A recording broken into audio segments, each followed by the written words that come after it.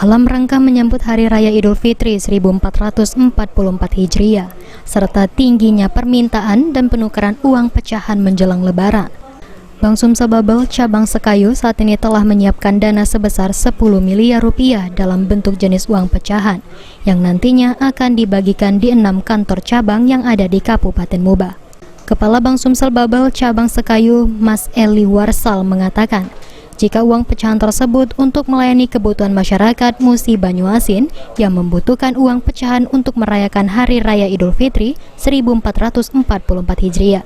Selain menyiapkan uang pecahan, Bank Sumsel Babel juga sudah menyiapkan dana sebesar 36 miliar rupiah untuk mengisi sebanyak 26 mesin ATM dan mesin 2 TRF dengan harapan warga Musi Banyuasin tetap bisa melakukan transaksi dengan aman meski di dalam masa liburan.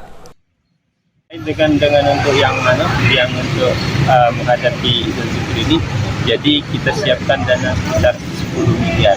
Itu kita bagi ke 6 kantor kita.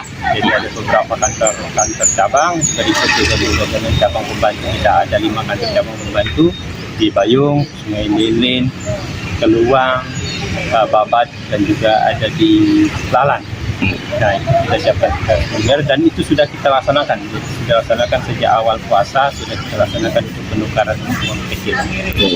Nah, terkait juga dengan untuk menghadapi Lebaran ini, jadi Bank Sumsel Babel dalam hal ini Cabang Sekayu menyiapkan 26 mesin ATM dan 2 CRF, jadi 24 mesin ATM dan 2 mesin CRF untuk menghadapi libur selama Lebaran. Jadi masyarakat tetap bisa transaksi dan dana yang kita siapkan sebesar 36 miliar untuk.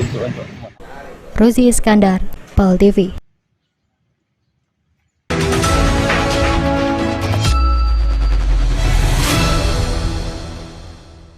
Terima kasih pemirsa, masih di Liputan Metropolis.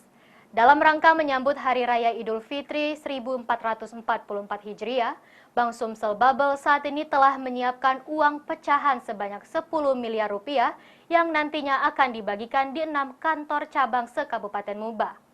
Dana tersebut bertujuan untuk melayani nasabah Bank Sumsel yang membutuhkan uang pecahan tersebut.